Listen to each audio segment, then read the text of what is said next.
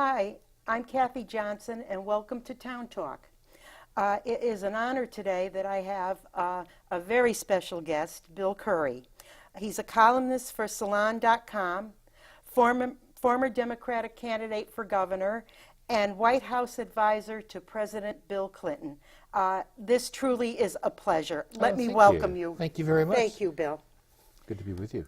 Thank you. There is so much we can talk about today. The only thing I would ask you, first of all, is explain Salon.com, and then we can go into whatever you think you want to talk about. Salon.com is a website, and we have all this digital journalism today in the country, and as many of your viewers will know, newspapers, magazines, it's been very tough for them economically. All their advertising revenue goes to Google or to Facebook, and they've really been struggling and downsizing, and many of them going out of business. Right. And at the same time, there's been a lot of online journalism, Huffington Post, Slate, Salon, these sort of new brands, and they struggle as well. This is a very different economics for the press than it was when I was starting out. But at Salon, I've been writing a political column for them. If you go online and put in Bill Curry, Salon.com, you can come to some of the columns. And on most of the columns, I get about 500,000 readers now. Yes. It's the biggest group of people that ever listened to anything I said. and so it's a chance to continue to write about politics and to make the case for change that I made as a candidate here and when I was in the office as a state senator and comptroller. Right, right. I mean, we could have gone on and on with your resume, but we didn't. We have an hour show. So. I think you made the right call. Oh, thank you very much. So, what is foremost in your mind right now? I mean, right now we have chaos. Well, it feels that way in so many ways in the world and in the country, and certainly in this election feels very chaotic. It's too bad that the most important election of my adult life is also the most bizarre, and it's hard to kind of wrap your mind around all that's happening right now. And it is apparent as we sit here. It seems apparent that Hillary Clinton will be the nominee of the Democratic Party. It's right. not a lead pipe cinch yet, and it seems just about a lead pipe cinch that Donald Trump will be the Republican nominee. There's lots about Trump that I don't like, not so much his positions as the things he says about people and how he comports himself. But the election is really about a choice about what we're going to do. Right. And it really is a time for us. Unfortunately, I think, to me, to some degree, Clinton, the difficulty of Hillary Clinton, who has by far the stronger resume and credentials and qualifications and background, the difference is the degree to which she represents a status quo which is extremely unpopular within the public right now. Right. I don't mean just that the president's all that unpopular. In fact, he's better liked than most people in politics, even though there's such a strong group against him. But people look at this whole political establishment, left and right, Democratic and Republican, and I think one of the reasons that Trump has done as well as he has is that we're all so angry at it. That's right. And it doesn't matter if it's Bernie Sanders or Donald Trump. In my own view, the entire middle class is in a state of open revolt. That's right. Against a corrupt and dysfunctional democracy that hasn't solved a problem in their real lives in about as long as they can remember. That's true. And so what we're really, I think that the question here is, Clinton will keep us on the road we're on. I think Trump will put us on the wrong road. And so the sort of the best outcome here is kind of a status quo outcome, but that's not what people want. You know, what people really want is reform. That's right.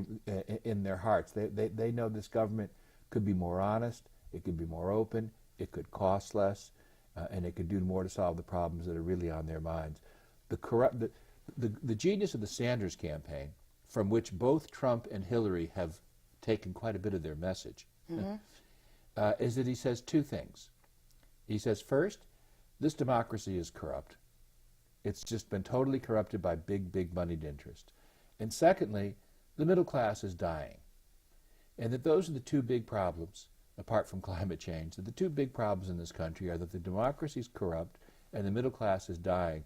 And the first problem is causing the second. It's because the biggest most powerful financial players can walk into the government any day of the week and get what they want, that all the little guys, whether you're a community banker or self-employed or a small business person or a trade unionist, everybody small is getting eaten alive by everybody big. And that's what people want to stop. Yes, and isn't Trump saying the same thing in a way? Well, he is. In a different way, but the same thing? I mean, again, to my way of thinking, if you're running on massive tax cuts for the rich above what we've already done, the biggest tax cuts offered by any candidate on top of the tax breaks they've gotten, I think that's a terrible mistake. If you're running against a raise in the minimum wage for the average person, that's a terrible mistake. If you're telling people that all of our problems come from outside or from people who don't look like us or who are different, if you're stoking those fires of resentment, that's wrong. But at the same time, I'll just say very honestly, I'm surprised at the number of issues that my party has handed to Trump, has handed over. Hillary, I'll just give you one example. Hillary Clinton the other night, when she consolidated her nomination after winning those 5 primaries, 4 of the 5 primaries, including right here in Connecticut, said that she would oppose any cuts in Social Security or Medicare. Because the press doesn't do a good job, and because the Democrats don't do a good job of talking things over among themselves, a lot of people don't know, but that's the first time in her career she's ever done that.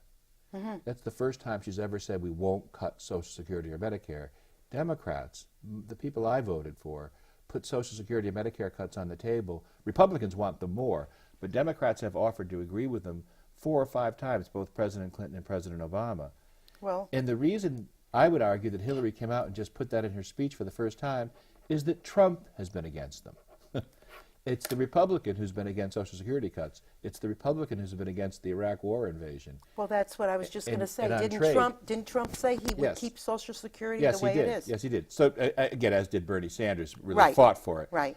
But we've let all these, I don't know what Trump thinks or doesn't think for real about a lot of these things, but I do know that the political establishment, including the establishment of my own party, has put this stuff on the table for him to co-opt. Sure. And so you're going to have a debate. You could easily have a debate in which one of the candidates is opposed to the global trade deals that have helped corporations so much. One of the candidates is talking constantly about the corruption of the political system and about the folly of some of our military interventions and about why we might need single-payer health care and about defending social contract. And that would be the Republican. And it would be the Democrat on the other side for the first time in my life of so many of those issues in a general election debate. So this thing is topsy-turvy. Again, I actually, speaking for myself, I've been a critic of Hillary Clinton. I work for the Clintons. I have great gratitude and respect for them in many ways. But on these key issues, local control of schools, global trade, pay-for-play politics, single-payer health care, American military interventionism, on all those things, my differences with her are deep. My differences with Trump are deeper, and it'll be a difficult case in some ways to make, more difficult than it should be when it comes to November. But I want to continue to push both parties, above all, to get money out of politics, above all, to shut the door to these huge global corporate interests that fund these super PACs and the dark money and all of it. It's killing us. It is, and let me challenge you on something here. Yes. I want to go back to the mistakes that are made and about the minimum wage. We spoke about that. I want to see the people who have chosen in their life, or for whatever reasons, be able to live on minimum wage. There was a time in this country where a person could live on minimum wage and get by. Now they need 3 jobs, and there's not enough hours in the day to live on the value of that dollar. Yes. Let's go to the root of the problem. I'm a bit of a radical, okay?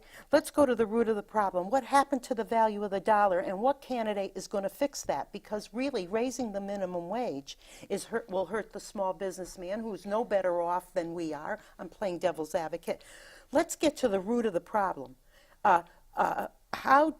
how do we fix the value of the dollar? We have ruined the value of the dollar with crony capitalism.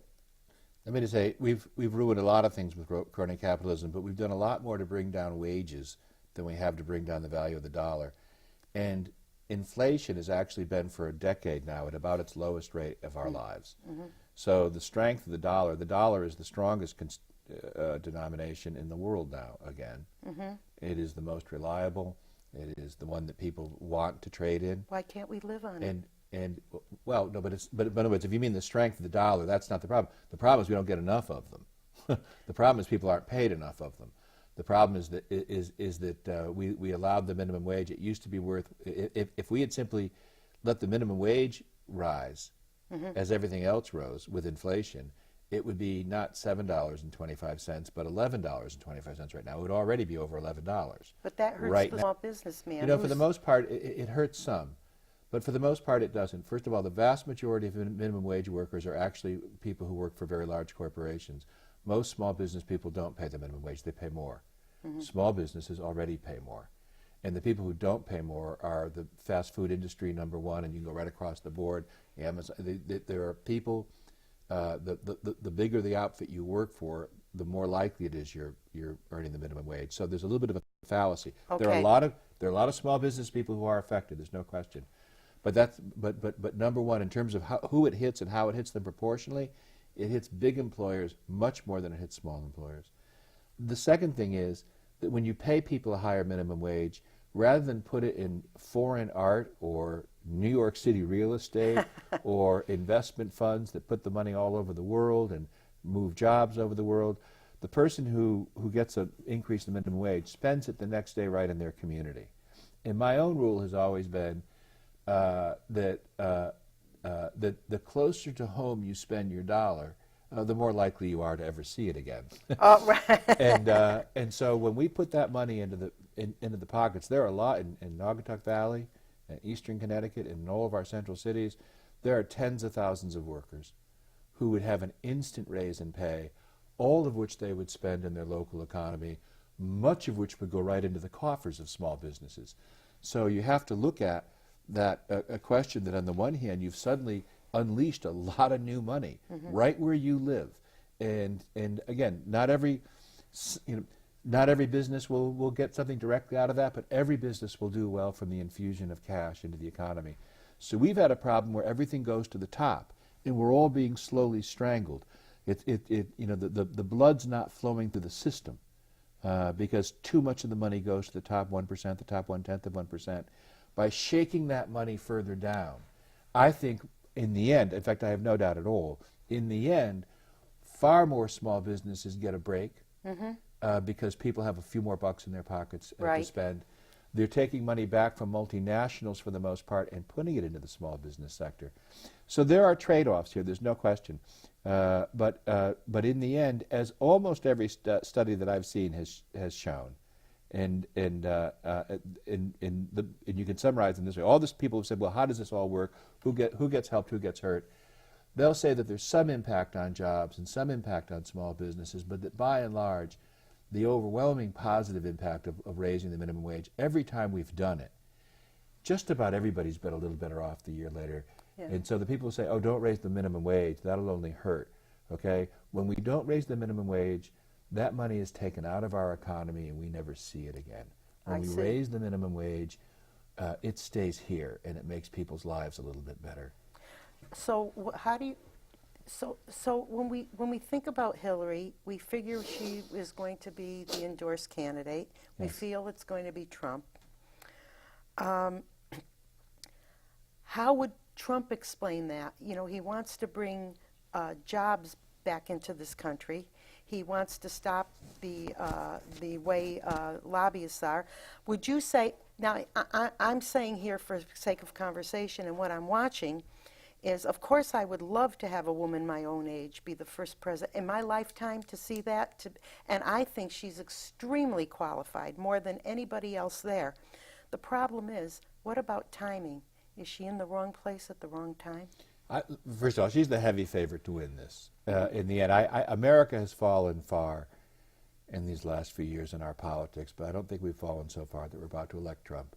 And I know that undoubtedly insults some of his own supporters, and I feel badly, framing it that way, in that sense. But the sort of divisiveness, part of it that he indulges in every day, the kind of name calling, this is stuff that could get you suspended from a high school. Okay, if you talk like this at the cafeteria, you could get sent home. The idea that we would elect a president of the United States who behaved this way, I don't think in the end will do it. The stuff he doesn't know is overwhelming. Just 2 days ago, saying that if he spent too much and gave too many tax cuts and it built up too much debt, he would just renegotiate the debt by not paying the bondholders. And the idea that the U.S. government, we were just talking about the value of the dollar, and I said it's the most stable currency in the world. The reason that it's the most stable currency in the world, there are many, but there's two big ones. One is that we still have the biggest, strongest economy, and the other really important one is that, like the Lannisters on Game of Thrones, America always pays its debts. Game of And, Thrones, yeah, I guess. Isn't that what Ryan says he watches? Yeah. And America always pays its debt. You can't do stuff like that. You can't say we might use nuclear weapons in Europe. There's just 20 things. He just keeps blurting out stuff, and then he'll say the next day, he won't take it back. He'll deny he ever said it. That's very disturbing to me. That's very disturbing. He'll say, we have it right here on tape. He'll say, well, I didn't say it. Wow, I've never seen that before in public life in all my life. Well, so that's a problem. But at the same time, what I think there's a piece of this. He's speaking in ways that my party stopped speaking. That's right. To a group of people who have a legitimate grievance. And they don't all have all of his defects. There are a lot of people here who are thinking about voting for Trump, and or who are planning on voting for Trump, who they look at their own lives and they've lost their pensions. That's right. They've lost the savings in their homes. Right. They've seen their property taxes go through the roof. Right. Their kids aren't going to college. They're not getting raises in their own jobs if they have jobs. They used to be blue-collar manufacturing. Now they're blue-collar service, which means they exited the middle class by the wrong door. That's right. Again, to talk about those wages and why we try to put a floor under them. And so the fact of the matter is that there's a massive working middle class constituency here that shrinks a little every day, and is a little poorer every day. That's right. And that's who Trump's speaking to. That's exactly right. I'll disagree with my president. President Obama gave some speeches saying about how the Republicans created Trump, and because the Republicans have been so angry and they've all encouraged created him. And it's like, wow, Donald Trump is a bipartisan production. With all due respect, Mr. President, Donald Trump, I agree. Republicans aren't like what they were at a national level, and they're not like a lot. I want to say we're sitting here in Seymour in Oxford, and in my years in the legislature, I dealt with a lot of Republicans, and I learned a lot from them. And we had a lot of tough arguments, but they were respectful arguments. They were civil arguments. What I'm seeing at a national level, it's not like the Republicans I grew up with. I had the great honor of debating William Buckley, the great conservative. Oh, yes. And on his show, we did, I think, 4 debates, he and I. And when I was running for governor the last time, I bumped into him in Stamford, and he walked up to me and he put his hand on my shoulder and he said, I will vote against you with the deepest affection. Oh, this is a great line. I will vote against. Yeah. You can't get more than that from. I couldn't expect more than that. It was a good laugh, and I'll always treasure that moment. But we've fallen a long way from that kind of civility to where we are. We certainly have. And do you know what the public is saying, Bill? I'm out in the public. I'm not on the inside looking out. I'm not establishment. I'm seeing it from a citizen.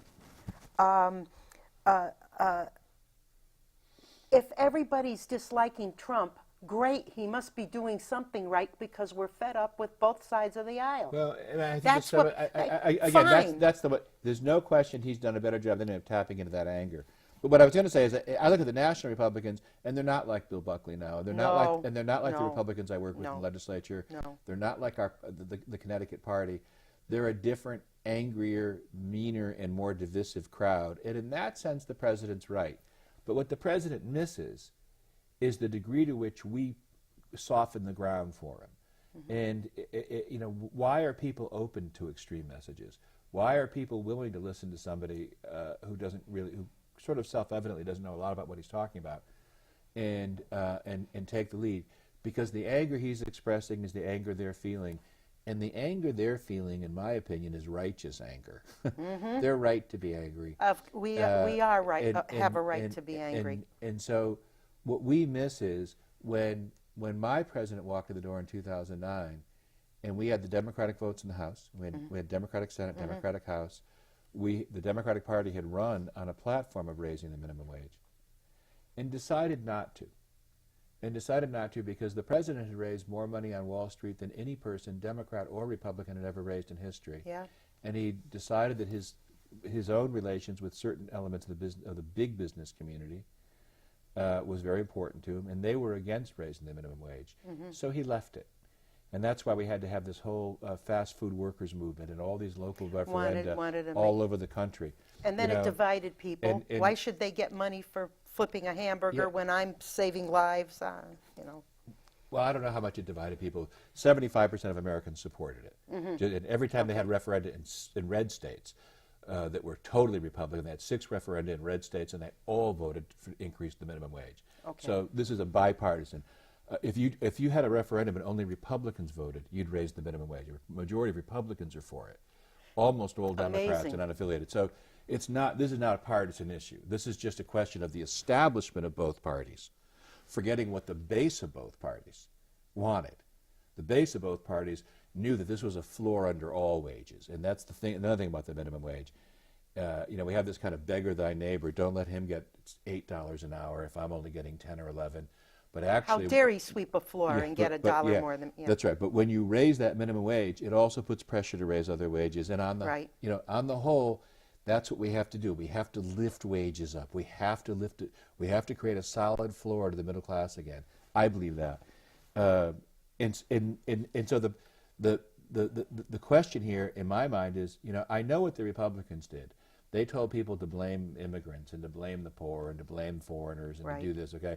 And they did it in very strong terms. And if people didn't have a better theory, if nobody else was bothering to solve the problems they were facing, well, you'll take what explanation you can get.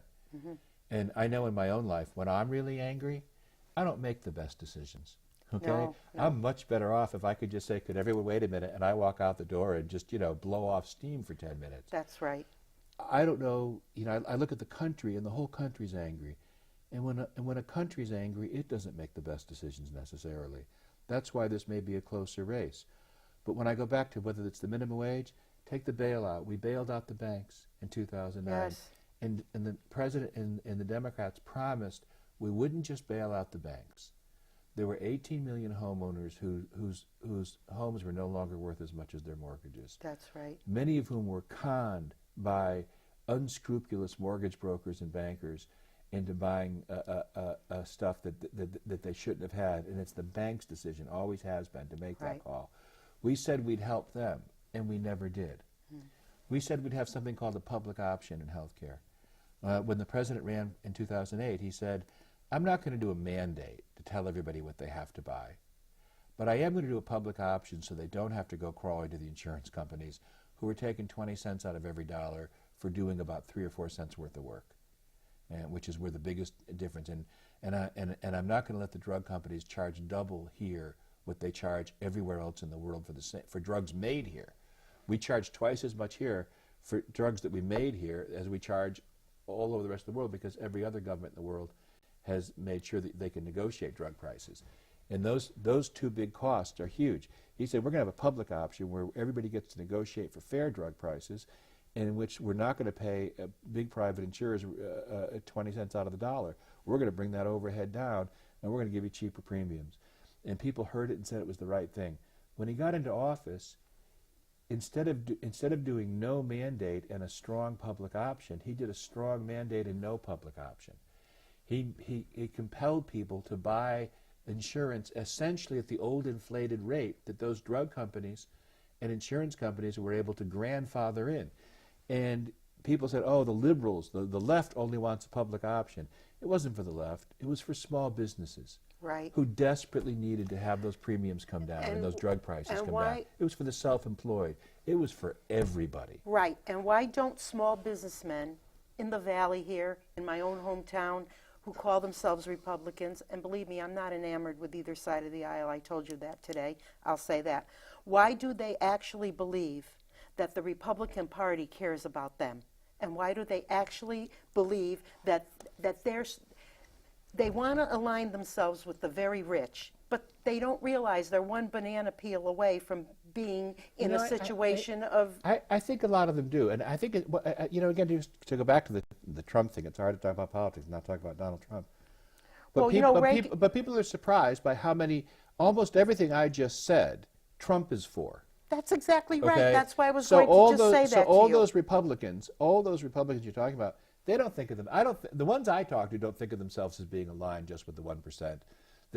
They see themselves as being skeptical of a dishonest and inefficient a government.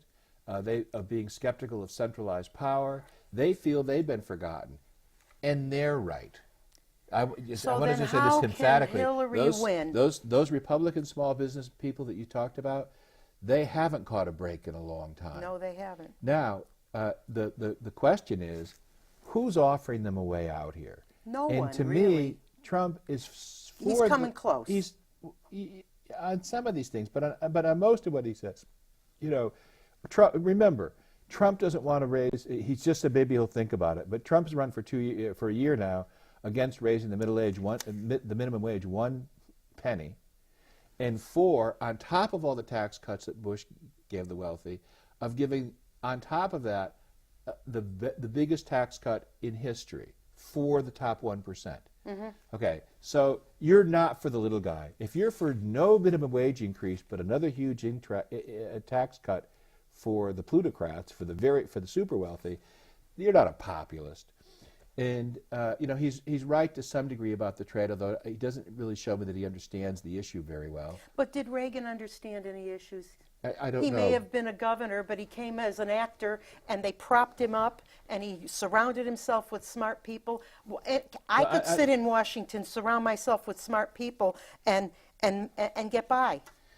Look, there was a lot to like about Ronald Reagan, but I will say this, having worked in the Clinton administration, we spent the first 4 years of the Clinton administration cleaning up the fiscal mess that Reagan and Bush left. Okay, my taxes went up under Reagan. I don't know whose everybody's taxes went up. I listened to John Kasich, whom I like very much, and Chris Christie, whom I like less, talking about how much they've cut taxes in Ohio and New Jersey. But I spent a lot of time on property tax reform in Connecticut and as comptroller and state senator, and throughout my life fighting for it. We should have it here, and we don't. Mm-hmm. We need property tax relief for small businesses and families.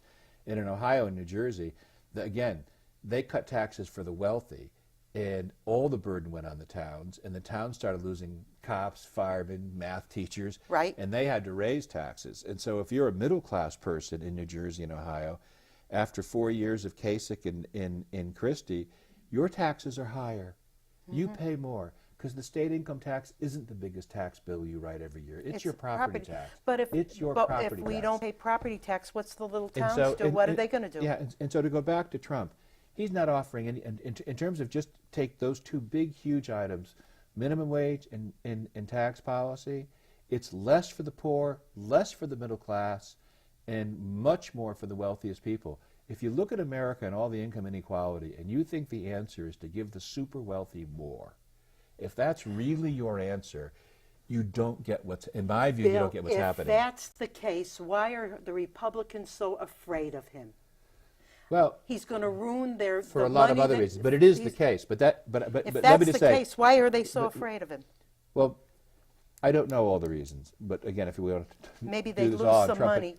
But there Power, are a number money. of them. There are a number of them who are strict conservatives, who are philosophical conservatives, who are libertarians, who are market libertarians, and they see just what you and I have been saying, that Trump is for all these other things that Bernie Sanders is for. Yeah. And so they know that if he wins, they're out of work.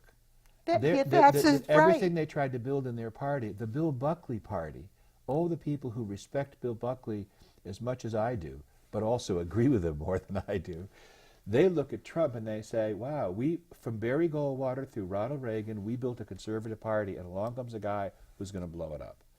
There's another group that says, I'm sorry, you can't call women and the disabled all these names. You can't be this rude and crude to everyone the way you speak and be president, and we think you'll lose. There are people like Lindsey Graham and John McCain who simply don't feel this is a person of adequate character. So they're all going.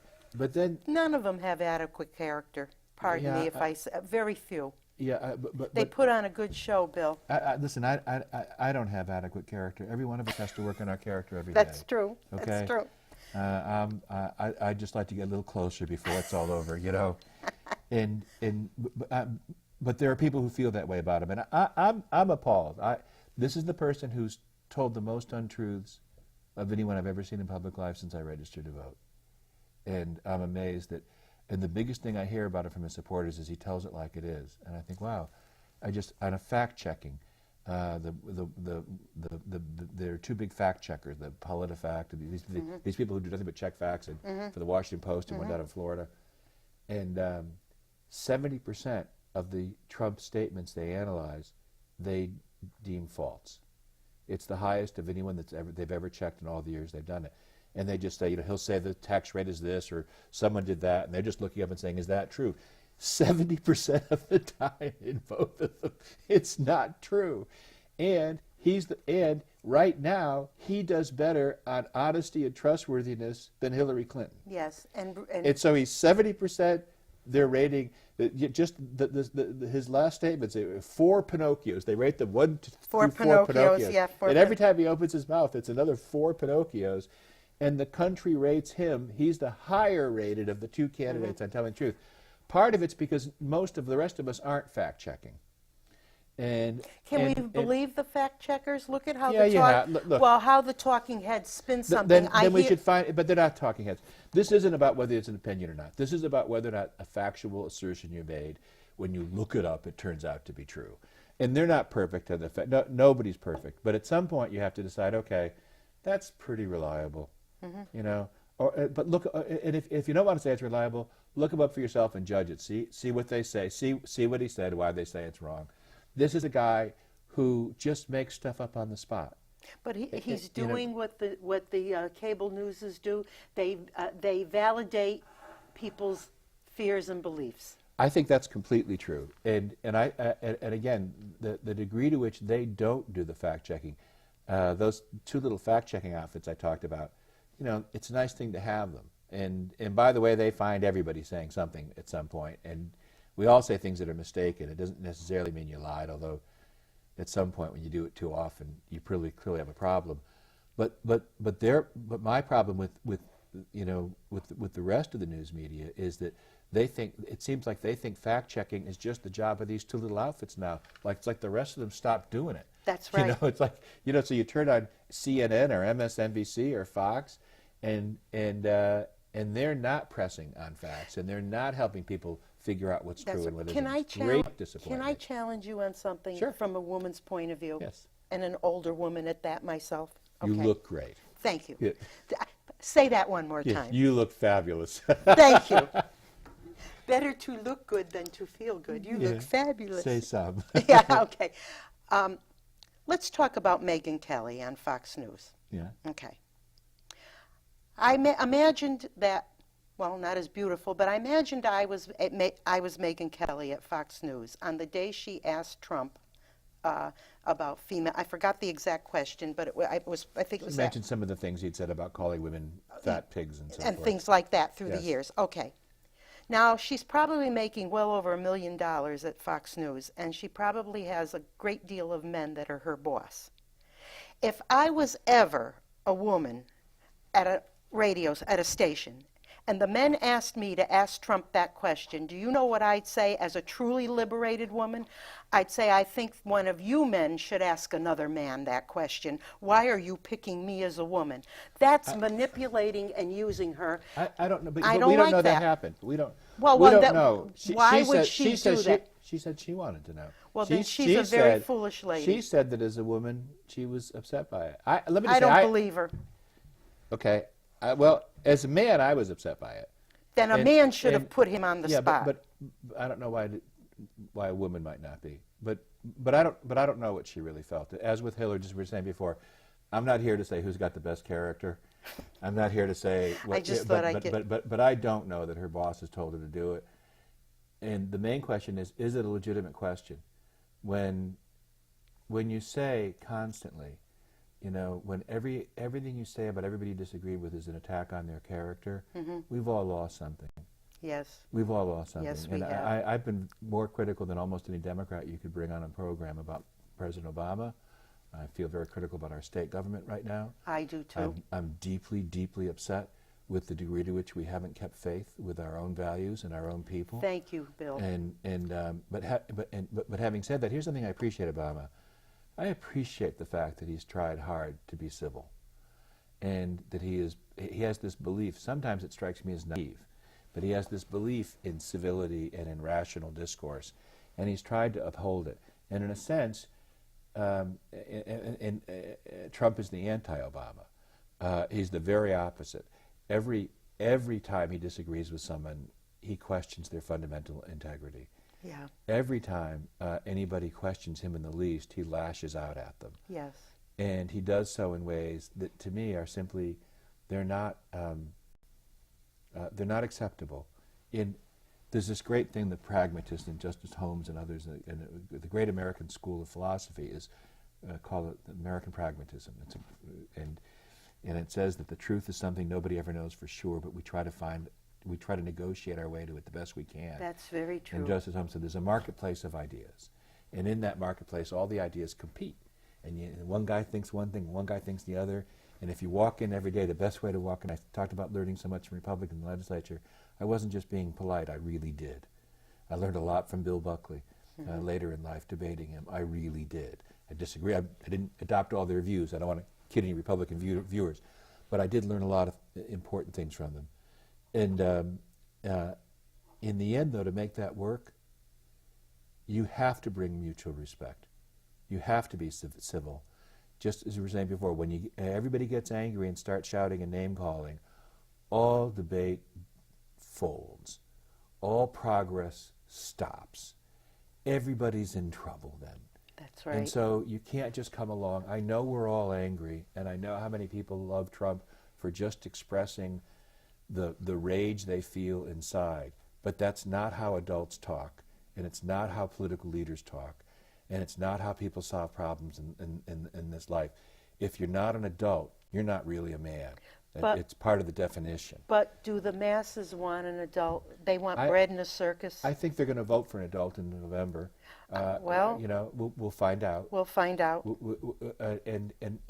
But I think better of people. And you know, there's something. I'm going to quote somebody else, James Madison, someone I really, really love. And James Madison said that if you don't believe in the good-heartedness of people, you can't believe in democracy. And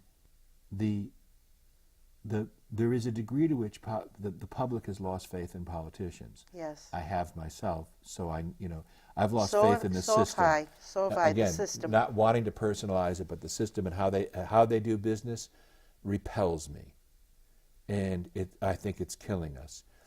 But it may be that an even bigger problem is how the politicians have lost faith in the public, and how we've all lost faith in the public. They forgot and the how, public is watching. Yeah, but just to go back to what you were saying a minute ago, is the public, does it just want bread and circuses, or does it want something better? Is the public just angry and wants to They want call a hero. names? And I think people want a hero to some degree, but I think people want solutions. I think people are hungry for content. I think people are hungry for leadership. And you want to bring people together? Solve a problem. That'll bring them together. Solve a problem people care about. But Bill, when you go into content, I've run for office. When you start to go into the content and the seriousness of a situation and lay down the root of it and where it came from and how we're still on that path, you lose them in 3 seconds. I don't know. They don't want to listen. Let me just say, I don't know if that's true, but the other thing is that we've reached a point now. I'll say 2 things. When I quoted Madison, what I said was the good-heartedness of people. Right. He didn't say everybody was like a PhD in political science or Right. economics. Right. He did believe that our collective wisdom, that, you know, I would take the average opinion of 10 people over the single opinion of one supposed expert almost any day of the week. I would. I really would. And I trust people. When you decide that everybody just wants bread and circuses, or when you decide everybody's just doesn't want to hear the facts, you start talking to them that way. Exactly what you know as a speaker in politics. Sure. You walk into a room and you kind of look at your audience. And if there are a lot of older people in the audience, you'll talk a little more about Social Security. Mm-hmm. And if they're all college students, you'll talk a little bit about the cost of those loans. That's right. And we You'll all make it fit. We all do that in life, let alone politicians. We all do that. The old and it's a people good won't thing. let you get away with And it. it's a good thing. It's part of what a good teacher does, because Yeah. you're trying to lead something good out of them. Right. But if you walk in, the great tragedy of our politics to me today is how many of the pollsters and consultants and politicians and big money donors, they underestimate the public. They talk down to it. They've stopped having a real debate. And I know that it's hard to talk policy. It's hard to be entertaining and talk policy. I myself, it's a weakness of mine to sometimes sort of waft off into stuff that seems a little abstract to people. Mm-hmm. But when we lose faith in the good-heartedness of people, when we lose faith in their hunger for real solutions, we start giving them the kind of politics that Trump is giving them. Mm-hmm. And it's a tragedy. It's a tragedy. And it's been caused by those who are on the inside playing the insider's game. And I think that I do think that's to the survive. biggest. I think that's the biggest reason for it. I think that there are a lot of people. I do think that on the Republican side, there've been a lot of people who've been, feeding anger and conspiracy theories, and even some racial stuff. The birther movement about Obama. Sure. I can tell you, there's a third of the people who live in Oxford think Obama was born in Kenya. If sure. All these polls say Republicans think that. It breaks my heart. It breaks my heart to see all that. Then the question is, which of us is right in a sense about people, in this little discussion we're having, and if I'm right about what I said, if they really do want content and they want solutions and they really are good-hearted, then the question becomes, why didn't we give them that? And if if you want to bring people back together, raise the minimum wage, help those homeowners, bring those insurance rates down, clean out politics, all of this feeling would go. If you did all that, there'd be no Trumps running, or they'd be run, but they wouldn't be getting anywhere. Well, because you've got high rollers who buy them. Yeah. And it's the only way you can run. You want to be Mr. Smith goes to Washington, you get to Washington, and you soon find out if you're not walking in lockstep, you might not get there. You might not even get there. That's right. But this is what's happened to Hillary. But again, yeah. Well, to some degree, Hillary believes in that system. Hillary believes in the big dollar system. That's her great weakness. In my view, people who think they can raise money on Wall Street in the morning and then champion the middle class in the afternoon You can't do are it. like people who think you can smoke crack and still be a good parent. Okay, there's a contradiction between all that money they're addicted to and all that good work they say they're going to do. So and that was the essence of the Sanders campaign from the beginning, still is, and that fundamental insight, I believe, is correct. Mm-hmm. And I think it's the most important thing we have to do. We have to break. And it's not just Citizens United. It's all these revolving doors in Washington. Here's a good thing to say to anybody, and to begin to say no matter what your party is, to your candidate for Congress. Okay, I want to make, if you're an incumbent, if you're a challenger, I don't care. I want you to make me a promise. If I vote for you, and if I send you down there, I want you to make one promise back to me, that when you're finished in your job, you'll come home. Oh, term limits. Okay. Yes. No. I'm not talking about term limits. I'm talking about not going to work for the lobbyists that you were supposed to be regulating when you were there. But then how do you get back there again? How do you do it? No. You just finished. Let me say it again. Let me say my point. I just want to know that when you're done being a congressman, you don't stay down there and work for the people. I want you to promise to come home. Right. I want you to promise to close the revolving door, end this process where you and your staffs all go out to take $1 million Wall Street perches when I sent you down there to oversee them, not to audition for them. Mm-hmm. Okay? The entire United States Congress is like a development league for the K Street lobbyists now. All they're doing is grooming the talent that will come back and run the government on behalf of private interest. It's a crime. We could end revolving doors. We could end no-bid contracts in government. We could have real freedom of information. We could strengthen ethics laws. That, by the way, is something the next president could do with an executive order. You don't even need a statute. You could begin to put all these things into place. We need to clean this stable out. That's the most important thing we need to do. And by the way, secondly, if we're Democrats, and I'm still a Democrat. I still believe that we need to use the government to improve our lives in all these different ways. There's no other way that anybody's done it. It's getting harder to be one for me, though. However, if you're the party of government, why is it that this election is so close? If you're the party of government when everybody hates the government, you might just lose an election. And if you want to make people hate the government less, you got to do three things, two of which are definitely within your power. Make it more honest, make it more efficient. And then the third thing is, once you've done those two things, you could even use it to solve a couple problems and give people a government that they're not ashamed of, and even once in a while feel a little pride in. That is a perfect solution. I only wish that the voter would listen and recognize who that person is who's trying. We had so many people up there, 17 people in the Republican Party that had those same personalities, big thinkers, people with credentials, and Trump beat them all. But they weren't really doing it. And I would just suggest one thing. A friend of mine wrote a great book. He has another book out right now called Listen Liberals. His name is Tom Frank. Thomas Frank wrote a book called What's the Matter with Kansas? And he tried to figure out, why do people keep voting for people who don't do the things that would really help them? Why do people not vote to get better health care and higher wages and all these things? But one of the things is, one answer is that the politicians who are on the ballot aren't really offering it to them. No, they're and not. we can't really blame the person for not choosing it if it wasn't even on the menu. And year after year, it gets harder and harder. And you could ask why the voters don't see these things, and I would flip it and say, why don't the politicians see it? Yeah. I'm a great disbeliever in government by polling, but I'll tell you something.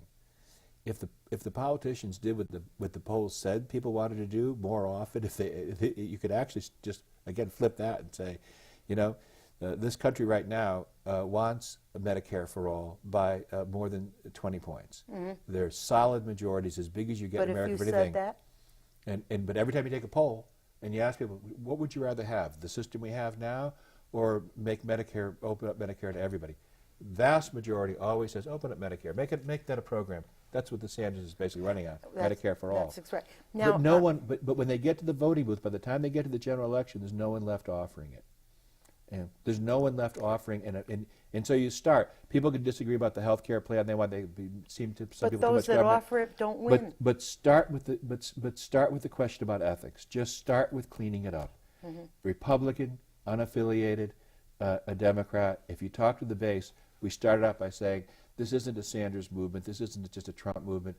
This is an insurrection of the broad middle class against a corrupt political establishment. Will both parties pay attention?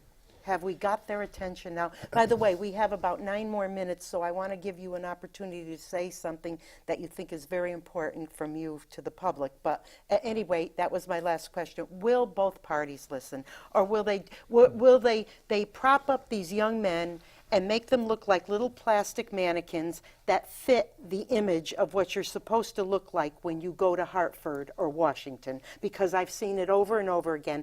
The big shots pick these young men and they mold them into what they want them to look and be. Well, let me just say, when you say what will the parties do, I'd say there's 2 answers. One of which is, well, they'll probably go the mannequin route. Sure they will. But I wouldn't fit in. They wouldn't pick me. I can tell you that right now. But my second answer is unless. Unless. And what's the unless? And the unless is up to us. And I'll reference Bernie's campaign one more time, and that is just when he keeps talking about this has to be a revolution or a movement. When they say, how will you pass this? He says, I won't. You have to. And there's this wonderful old saying the Quakers have, which is speak truth to power. And it's very powerful. thing, and it's very inspiring to think, to each of us, speak truth to power. That gets you in trouble. But the problem is that power is a little hard of hearing. Okay. Tell me about it. I've been to Hartford. Yeah, power is a hard of hearing. And so it's really important that when you speak truth to power, that a bunch of you speak at once. And when you build a movement, that's right. whether it was the consumer movement or the women's movement, the civil rights movement, every time a major movement has occurred in which people rise up in large numbers and demand change, all the big donors and super PACs and dark money and corrupt politicians and pollsters and consultants, they're all like Humpty Dumpty's men. They get blown right off the wall and they can't be put back together. And one of the things we've been missing in this country, I believe, in the last 30 years, those movements, after Ralph Nader, there were 3 or 4 major final, I was working with the nuclear freeze movement, there were major social change movements, and they stopped having civil rights movement. They all came to an end, and there's been a huge vacuum. And the biggest question right now for the Sanders campaign and for people who worked across the board in other, more conservative, more independent movements, how do we build a mass citizen movement to hold this government accountable until we take on our duty as citizens and engage it more fully? When I first started out in politics, I was in a union hall in East Hartford. I saw a great sign on the wall. It said, "Every hour of every day you are in politics." And what Nobody wants to believe it that. didn't mean you had to be the full-time citizen. It meant, number one, whether you do anything or not, you're affected by it, deeply affected by it. And And number two, you can change it. And yes, you can. If you can convince people to pull themselves away from a sports field, if you can convince people that it's the masses, that people like myself who get out on a street with unions and have carried signs and protested, people like myself who have stuck up for the brain injury survivors in this state and gone up against the legislators and told them right to their faces that I'm going to turn into a mother polar bear and I'm not letting go, I'm a pit bull. People don't like people like me because we stand up. They, she's a little too outspoken. We have to have a degree of decorum. Well, there's a time to slap them right across their ugly faces and make them understand that you are the public, you're standing up, and you're fighting for those who need. That's what we were about. I agree with you 100%. And I've walked the walk and talked the talk, knocked on doors for Governor Malloy, made phone calls, carried signs in the 29th Ward for the unions, gone to New York and carried a sign for workers.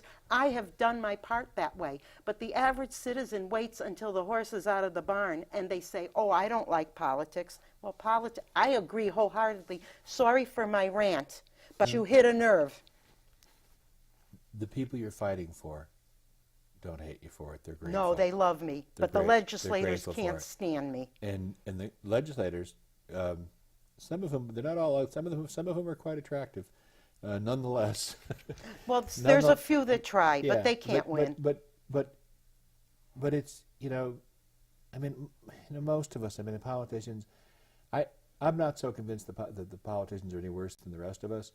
Everybody I know wants to keep their job. Everybody I know. Thank you. Everybody, That's right. Everybody I know wants to be loved by everybody.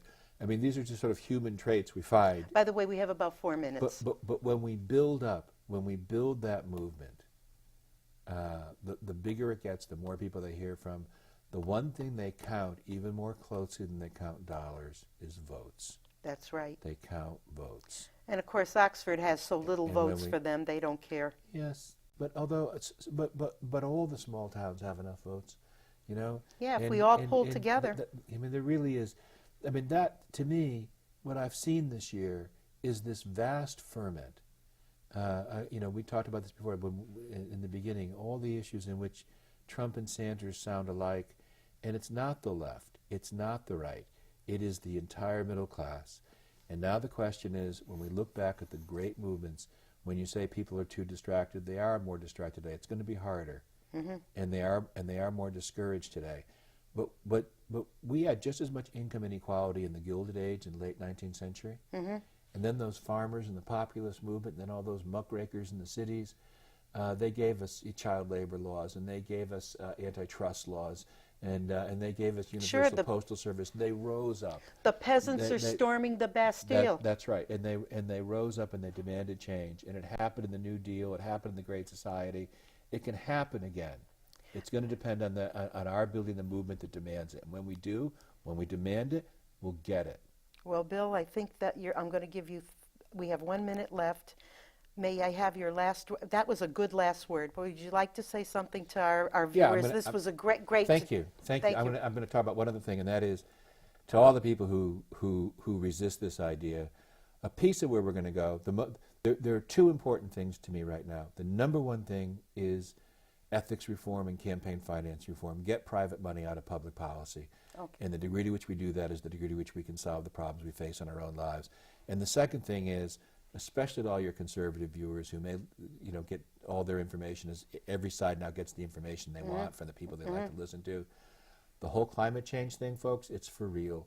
People don't want to believe it. All those scientists, they're the kids who were in science clubs when you were in high school. They weren't politicians. They weren't political. They weren't all liberal. They just loved science. The scientists now are the same. They found a real problem. And we don't pay a price for dealing with it. In fact, we make money. Just like in the 1990s, we led the world in the information technology boom, and we created millions of jobs, 22 million jobs in the 1990s, and incomes went up. We have to lead the world in the transition to a sustainable economy right now, based on renewable energy and conservation. And if we do that, the number of jobs we're going to create across this country is enormous. We can lead the world again, and we can avert a great catastrophe. So take it seriously. And on that note, we totally agree, sir. I'm fighting in Oxford to keep the pollution out, and we totally agree. I want to thank you. It's a great honor to have you here. I feel privileged that I actually did a CNN debate with somebody of that caliber. Thank you very much, Bill. Thank you very much. I'm very honored to hear you say that. Thanks, Ken. I want to wish my viewers a good evening and a better tomorrow. Thank you for watching. Thank you. Oh my God, you're